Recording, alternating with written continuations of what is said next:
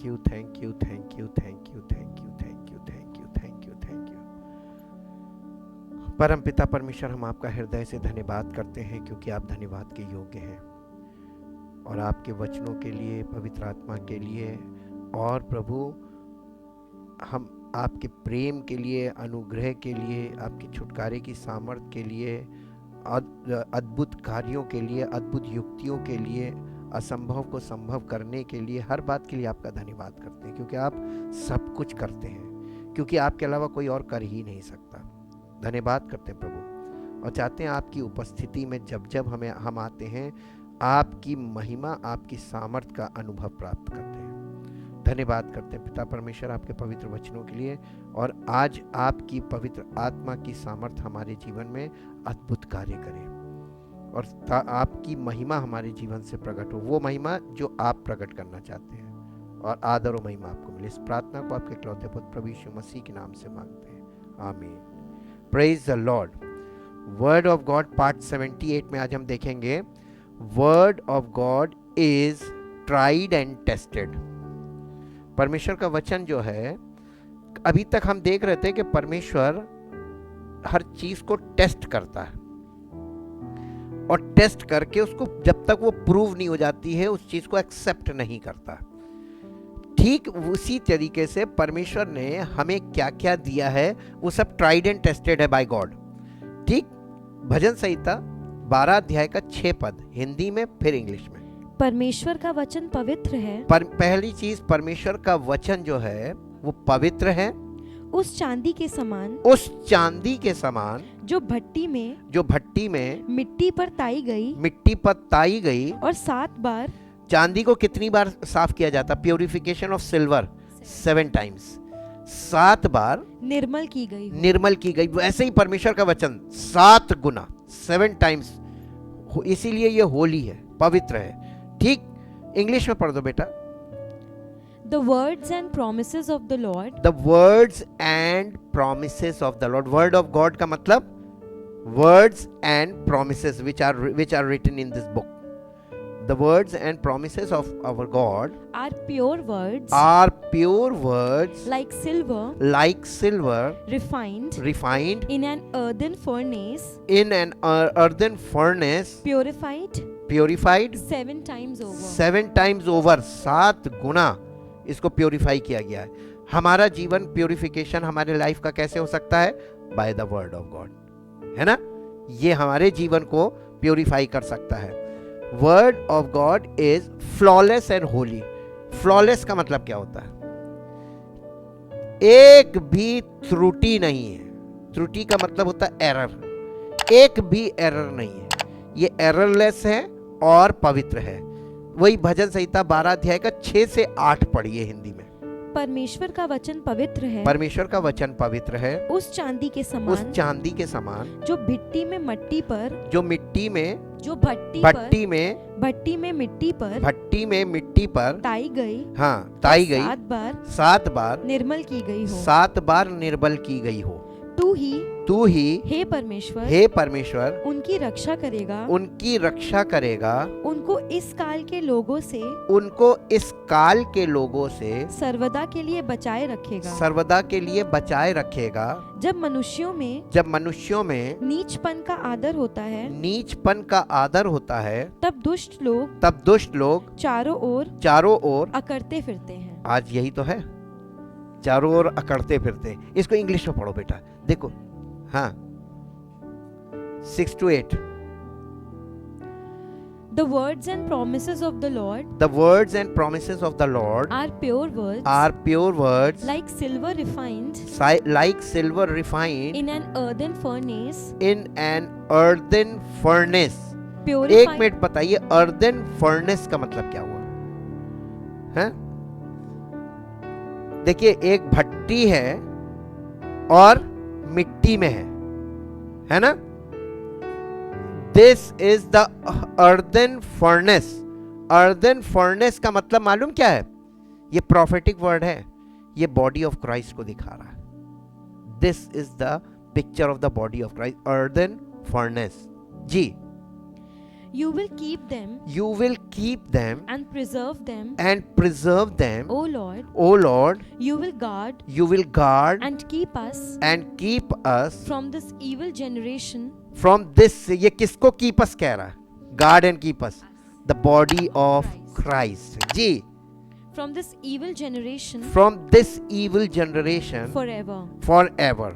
The wicked walk. The wicked walk. Or prowl. Or prowl. About on every side. About on every side. As vileness. As vileness. Is exalted. Is exalted. And baseness. And baseness is rated high. Is rated high. Among the sons of men. Among the sons of men. ठीक, ये जो युग चल रहा है ये ऐसा ही युग है, उसमें वो कलीसिया में अगर आप हैं, if you are the part of his body, तो वो उसके लिए ब्लेसिंग्स हैं ये, और ये फ्लॉलेस है word of God is a shield for us. परमेश्वर का जो वचन ये हमारे लिए एक ढाल के समान है। शील्ड का मतलब क्या है? प्रोटेक्शन। ऐसा प्रोटेक्शन नहीं, ये मालूम कौन सा प्रोटेक्शन है? ये जब आप वॉरफेयर में जाते हैं तो वॉरफेयर में जो प्रोटेक्शन यूज किया जाता है एक सैनिक, वो वाला प्रोटेक्शन है। नीति वचन की पुस्तक 30 अध्याय उसका 5 पद। परमेश्वर का एक एक वचन, परमेश्वर का एक एक वचन ताया हुआ है। ताया का मतलब क्या है? टेस्टेड, ट्राइड एंड टेस्टेड, ताया हुआ है। और अपने शरणागतों की, और जो लोग परमेश्वर के वचन की शरण में आते हैं, शरणागत का मतलब जो परमेश्वर के वचन की शरण में आ जाते हैं, शरणागतों की ढाल ठहरा है। ढाल ठहरा है। किसकी ढाल है? परमेश्वर का वचन, सबकी नहीं।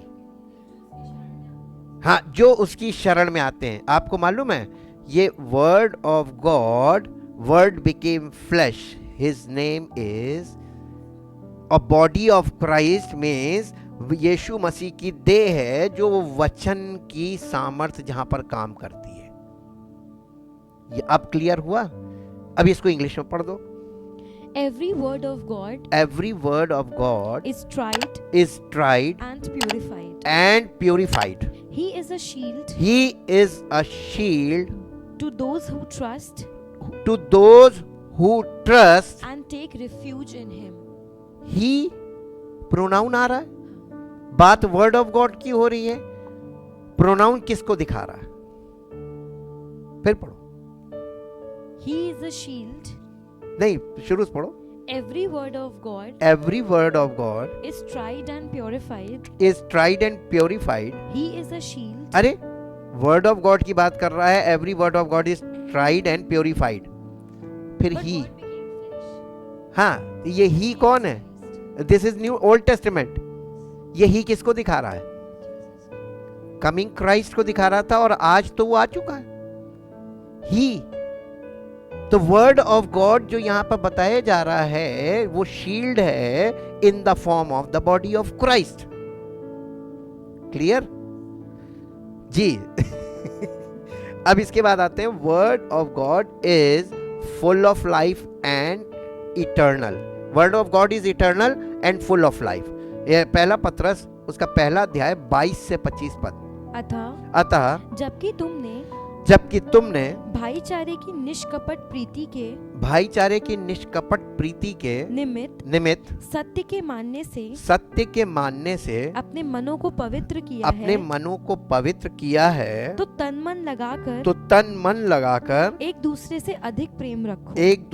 अधिक प्रेम रखो, क्योंकि तुमने नाशवान नहीं पर अविनाशी बीज से परमेश्वर के जीवते और सदा ठहरने वाले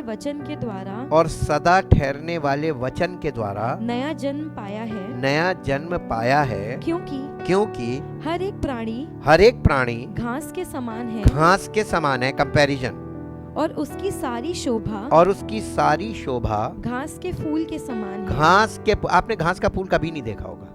घास के फूल के समान है। घास सूख जाती है और फूल झड़ जाता है, और फूल, घास में फूल कभी रहता ही नहीं है, क्योंकि लोग चलते फिरते रहते हैं, जानवर भी चलते रहते हैं, घास में कभी फूल निकलता है लेकिन जी, परंतु प्रभु का वचन युगान युग स्थिर रहता है। युगान युग स्थिर रहता है। हम क्या हैं? हम एक घास के समान हैं और घास के फूल के समान, अभी दिखा भी गायब।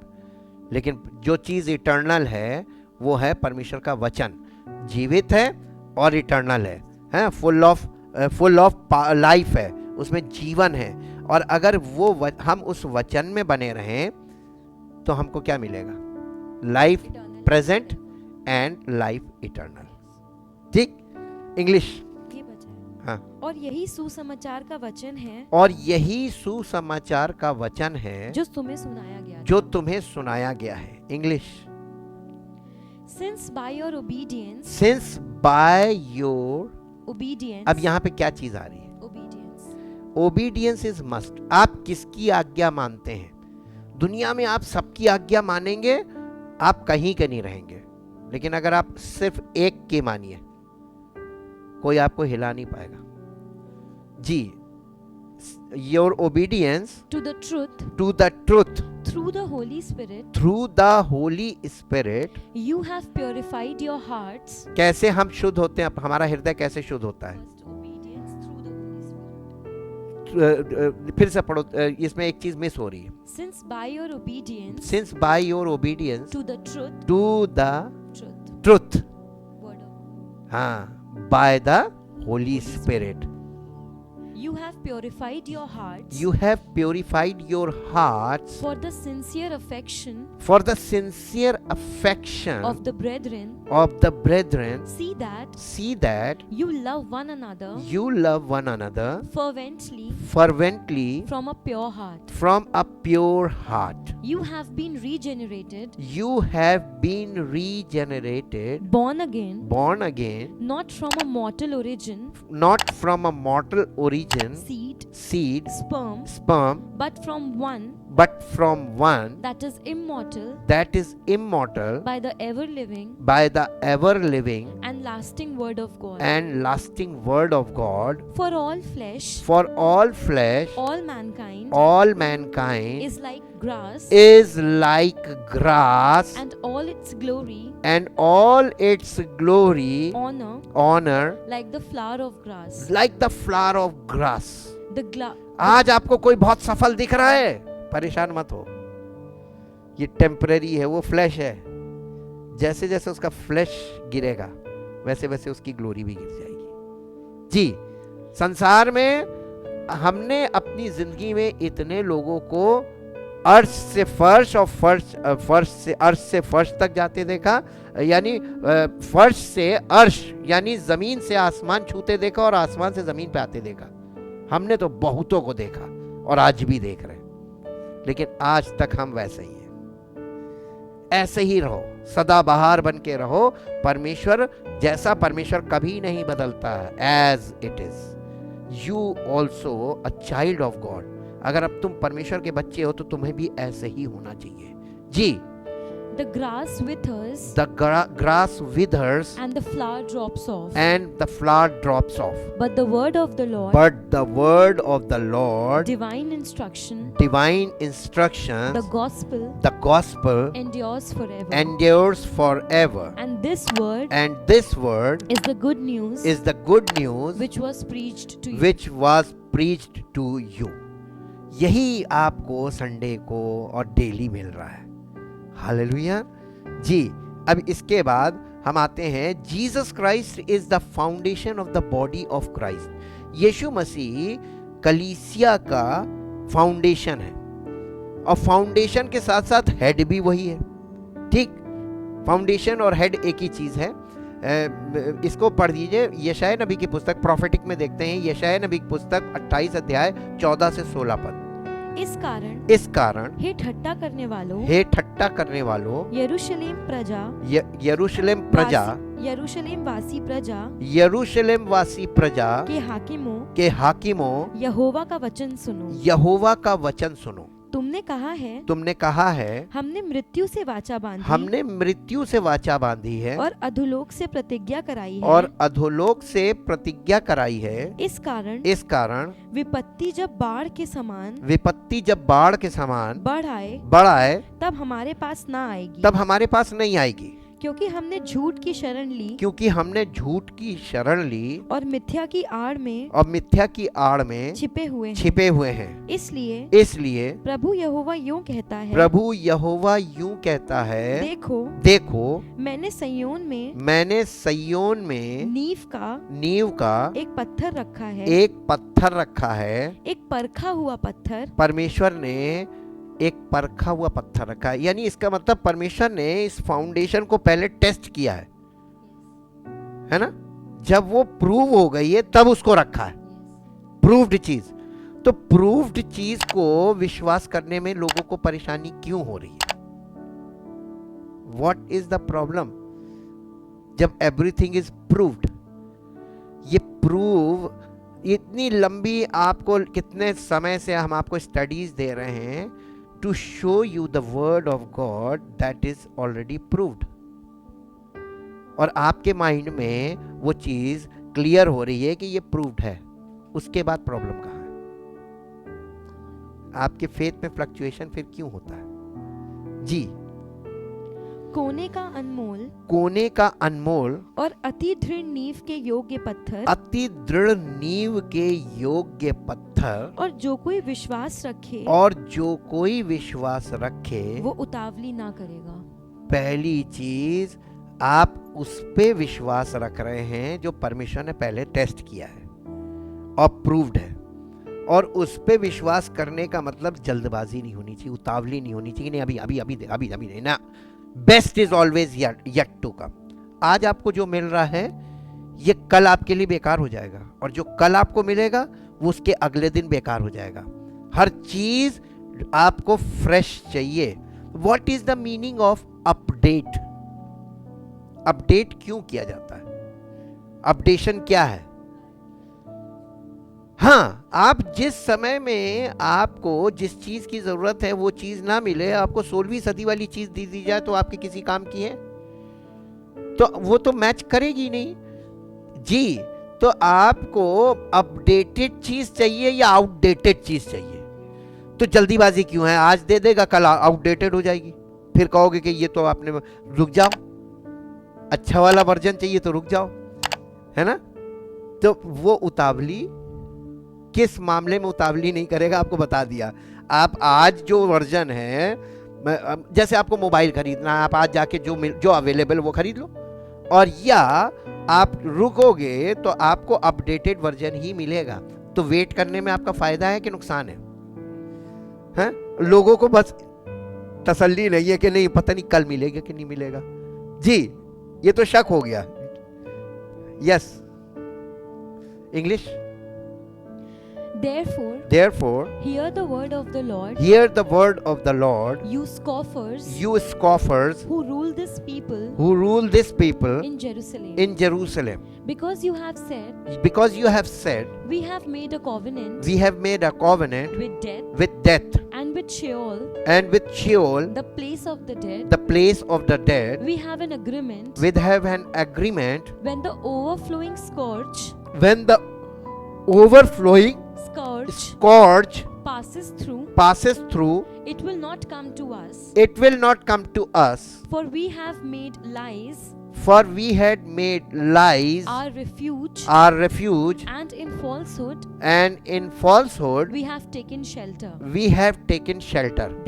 Therefore, thus says the Lord God, behold, I am laying in Zion for a foundation, a stone, a tested stone, a precious cornerstone, of sure foundation.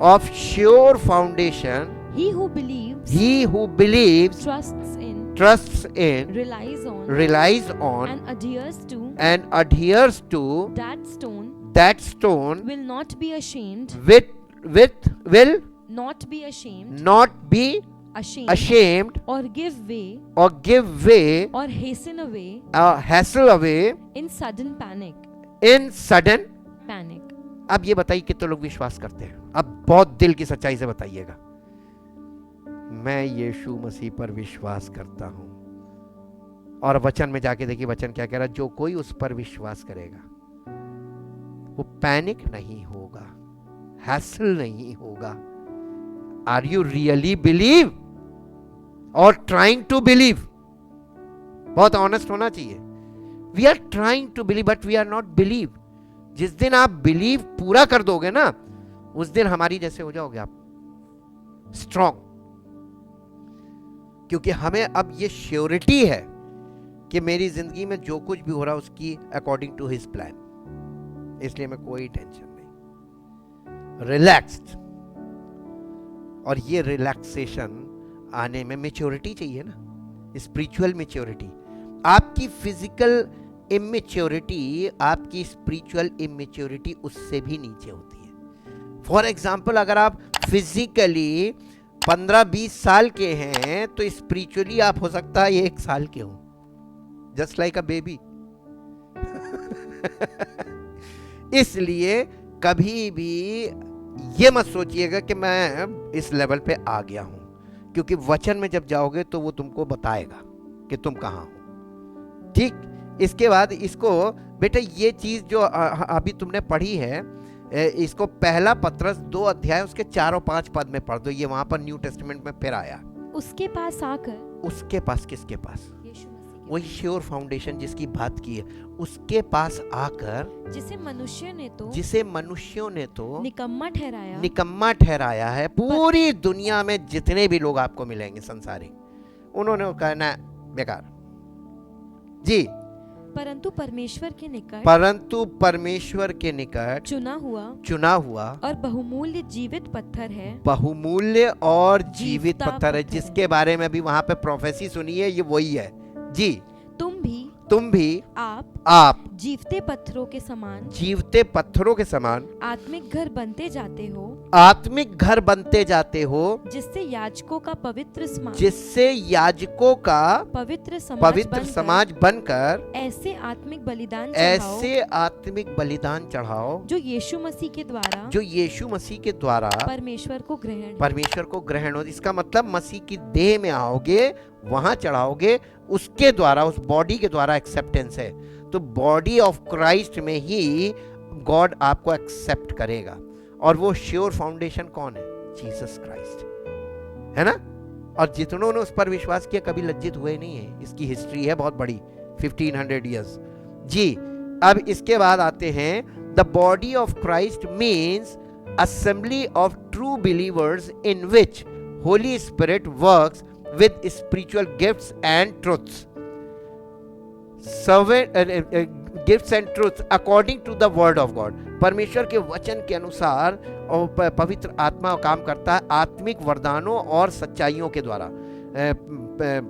हिब्रानियों की पत्री 10 अध्याय का 5 पद। इसी कारण वो जगत में आते समय कहता है, क्राइस्ट वो जगत में आते समय कहता है, बलिदान और भेंट तूने ना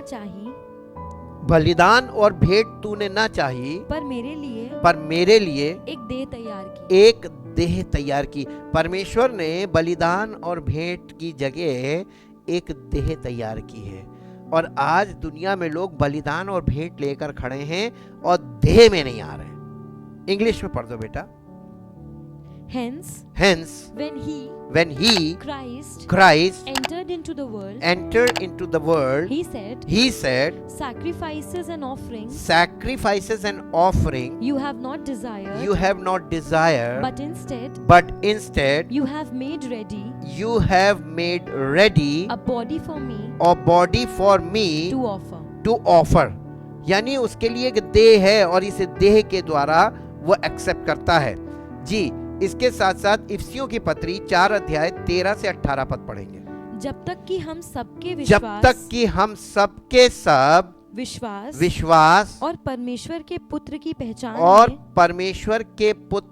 पहचान में एक ना हो जाएं। कौन? कलीसिया में, ये कलीसिया की बॉडी ऑफ क्राइस्ट की बात कर रहा। हम सब एक ना हो जाएं और एक सिद्ध मनुष्य ना बन जाएं। यानी पूरी कलीसिया जो है वो एक सिद्ध मनुष्य के रूप में प्रकट होगी जी। और मसीह के पूरे डील डॉल तक ना बढ़ जाएं, और मसीह के पूरे डील डॉल तक ना बढ़ जाएं, ताकि हम आगे को बालक ना रहें, जो मनुष्यों की ठग विद्या और चतुराई से उनके भ्रम की युक्तियों के और उपदेश के हर एक झोंके से उछाले और इधर उधर घुमाए जाते हैं, वरन प्रेम में सच्चाई से चलते हुए सब बातों में उसमें जो सिर है अर्थात मसीह में बढ़ते जाएं, जिससे सारी देह हर एक जोड़ की सहायता से एक साथ मिलकर और एक साथ गठकर उस प्रभाव के अनुसार जो हर एक अंग के ठीक कार्य करने के द्वारा उसमें होता है अपने आप को बढ़ाती है कि वो प्रेम में उन्नति करती जाए। कौन? बॉडी ऑफ क्राइस्ट जी। इसलिए मैं ये कहता हूँ और प्रभु में आग्रह करता हूँ कि जैसे अन्य जातीय लोग अपने मन की अनर्थ रीति पर चलते हैं, तुम अब से फिर ऐसे ना चलो।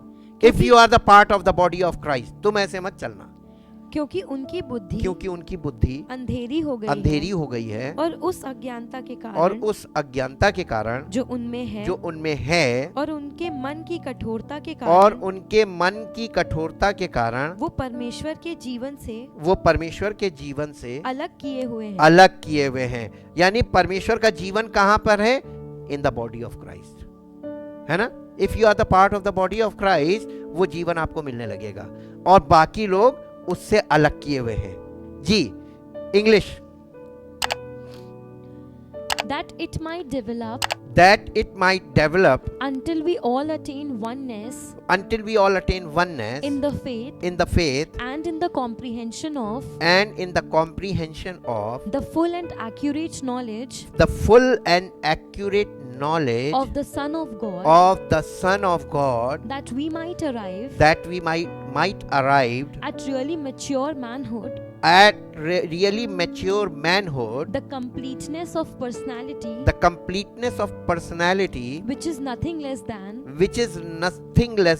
the standard height of Christ's own perfection, the measure of the stature of the fullness of the Christ, and the completeness found in him, so then we may no longer be children tossed like ships to and fro between chance gusts of teaching and wavering with every changing wind of doctrine, the prey of the cunning and the cleverness of unscrupulous men, gamblers engaged in every shifting form of trickery, in inventing errors to mislead. Rather, let our lives lovingly express truth in all things, speaking truly, dealing truly, living truly, enfolded in love. Let us grow up in every way and in all things into him who is the head, Christ, the Messiah, the anointed one. For because of him, the whole body, the church, in all its various parts, closely joined, and firmly knit together, by the joints and ligaments, with which it is supplied, when each part, with power adapted to its need, is working properly in all its functions, grows to full maturity, building itself up in love. Thank you Jesus. इसके बाद बेटा ये complete हो गया, मेरे ख्याल से कुछ छूटा। 28 नहीं, ये हम लोग यहाँ पे पढ़ रहे थे ना, इफिशियंस 13, हाँ, दो वर्सेस रह गई। So this I say, and solemnly testify, in the name of the Lord, as in his presence, that you must no longer live as the heathen, the Gentiles do in their perverseness, in the folly, vanity, and emptiness of their souls, and the futility of their minds. Their moral understanding is darkened, and their reasoning is beclouded. They are alienated, estranged, self-banished from the life of God, with no share in it. This is because of the ignorance, the want of full knowledge, and perception, the willful blindness that is deep-seated in them, due to their hardness of heart, to the insensitiveness of their moral nature. इसीलिए उनको कलीसिया में regular होने में problems आती हैं, बहुत encourage करना पड़ता है, और उसके बावजूद क्योंकि आदत नहीं, उनके नेचर में नहीं है। और ये चीज़ जैसे जैसे आपके नेचर में आने लगती है, रेगुलर होने लगते हैं, उसका इफेक्ट आपकी लाइफ, आपकी फैमिली लाइफ, आपकी सोशल लाइफ, आपकी पर्सनल लाइफ, हर जगह आपको दिखाई देगी। आपके माइंड, बॉडी में, हर जगह पावर ऑफ गॉड दिखेगा। इसी का इफिशियंस चैप्टर 5 अध्याय 29 से 32 पद। क्योंकि किसी ने कभी अपने शरीर से बैर नहीं रखा, वरन उसका पालन पोषण करता है, जैसा मसीह भी कलीसिया के साथ करता है। किसका पालन पोषण करता है? इंडिविजुअल का तो नहीं करता है ना। यीशु मसीह इंडिविजुअल में काम नहीं करता है, ये बात आपको बार बार बताएंगे जैसा वचन में लिखा है, क्योंकि बॉडी ऑफ क्राइस्ट का बनाया ही परमेश्वर ने, इसलिए मसीह की देह को इसीलिए रखा है इस पृथ्वी पर, ताकि लोग मसीह में वहां पर उपस्थित हों और परमेश्वर का काम उनके जीवन में हो, और उनका पालन, स्पिरिचुअल पालन पोषण वहीं पे होगा। वैसे ही मसीह भी कलीसिया के साथ करता है, इसलिए कि हम उसकी देह के अंग हैं। इस कारण मनुष्य अपने माता पिता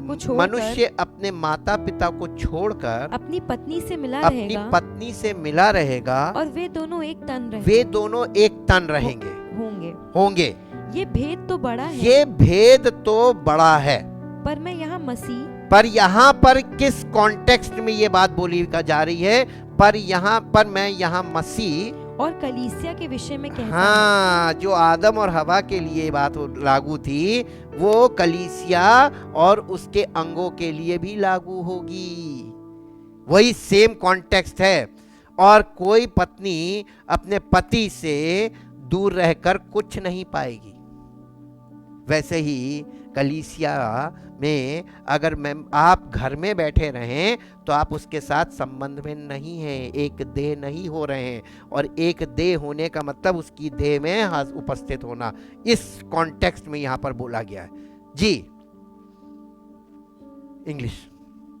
For no man ever hated his own flesh, but nourishes and carefully protects and cherishes it as Christ does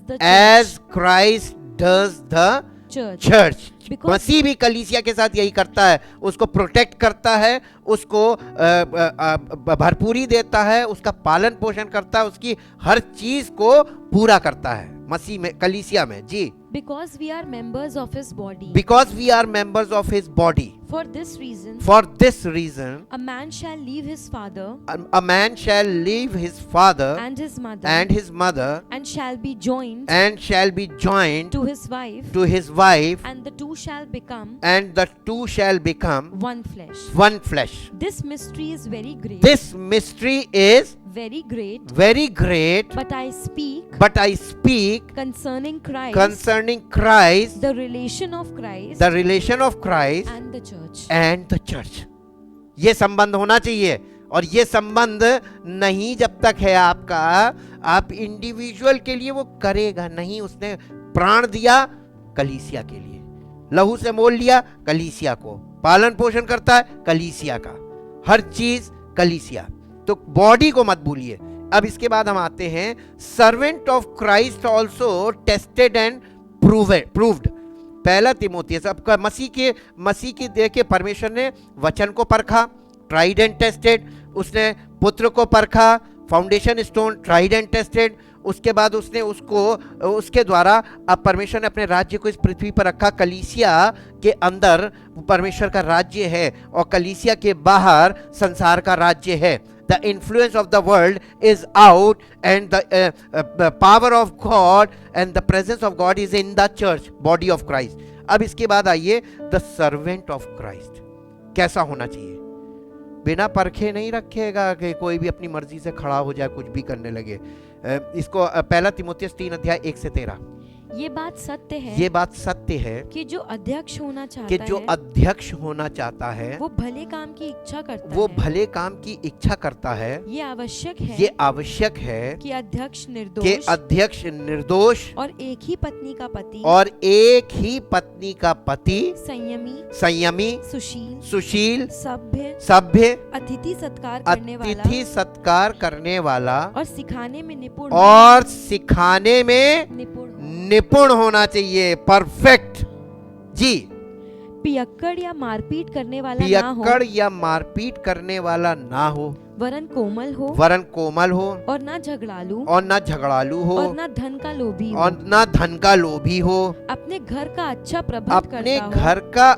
प्रबंध करता हो और अपने बाल बच्चों को सारी गंभीरता से अधीन रखता हो।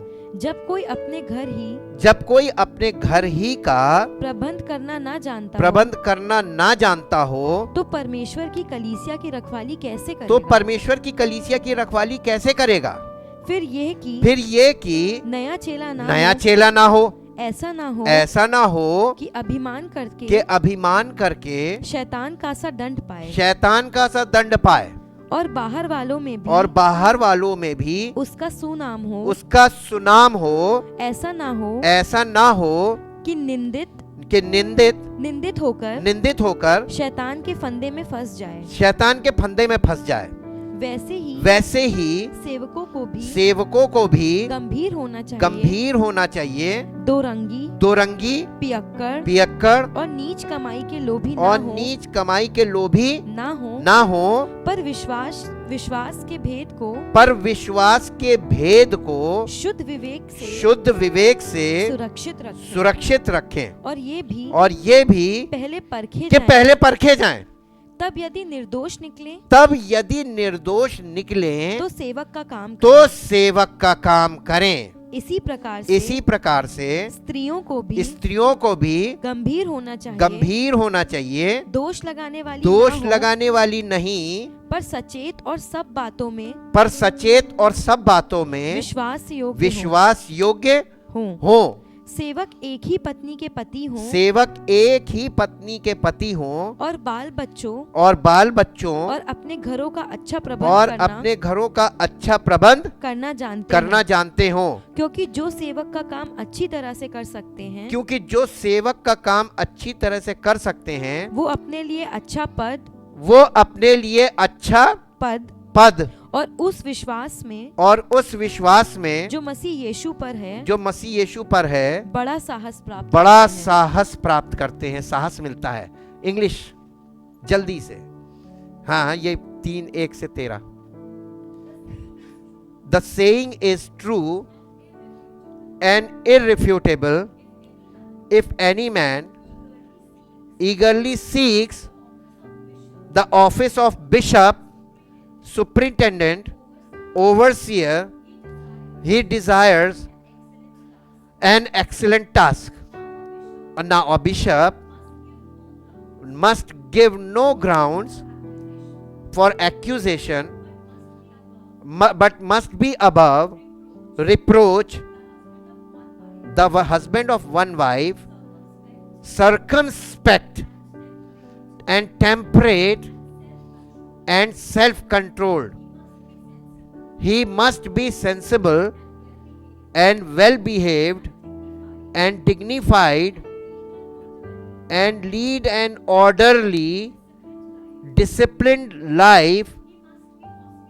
He must be hospitable, showing love for, being a friend to the believers, especially strangers or foreigners, and be a capable and qualified teacher, not given to wine, not combative, but gentle and considerate, not quarrelsome, but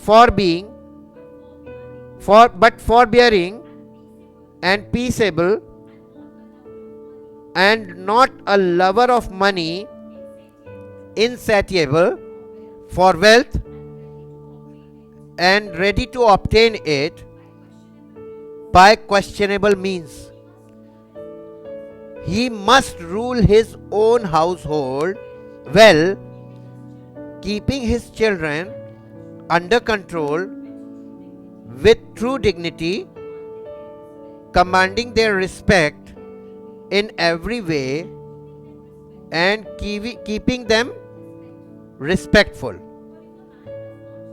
For if a man does not know how to rule his own household, how is he to take care of the church of God? He must not be a new convert, or he may develop a beclouded, a stupid state of mind, or as the result of pride, be blinded by conceit, and fall into the condemnation that the devil once did. Furthermore, he must have a good reputation and be well thought of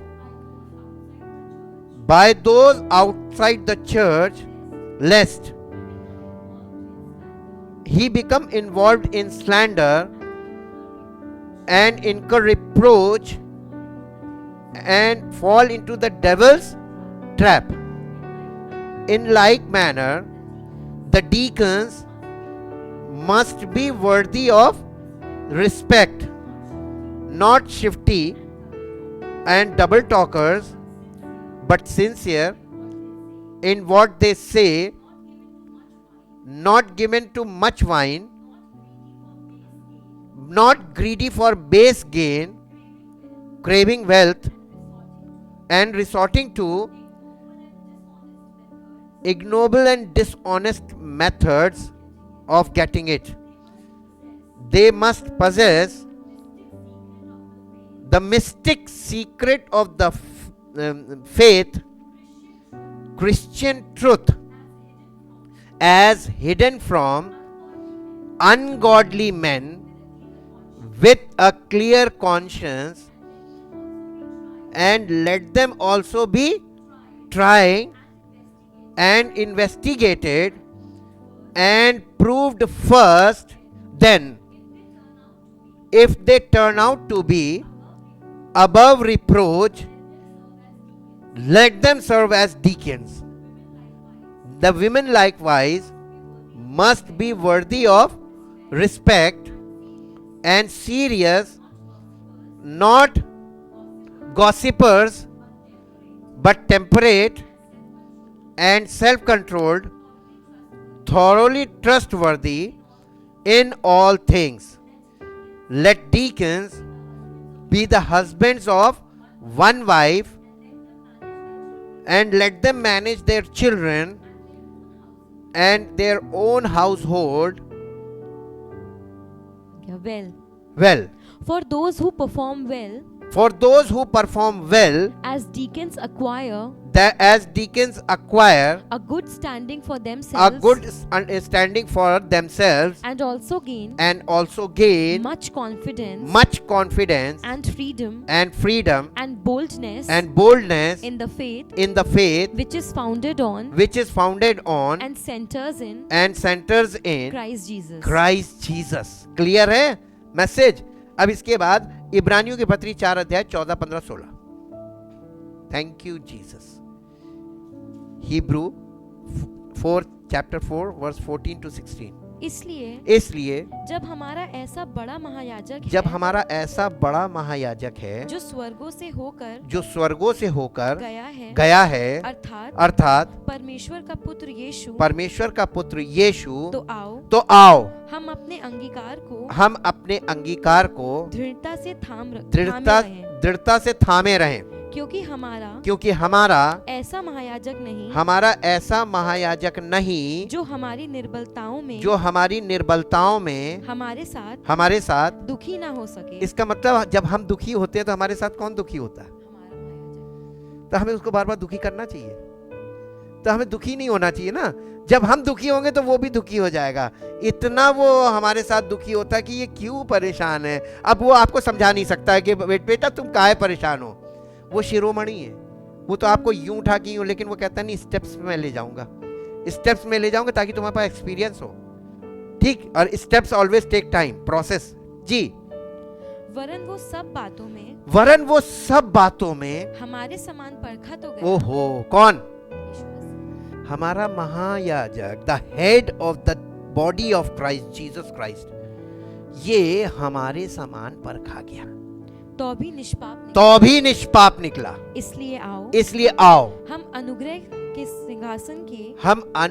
के सिंहासन के पास निकट हियाव बांधकर चलें कि हम पर दया हो और वो अनुग्रह पाए जो आवश्यकता के समय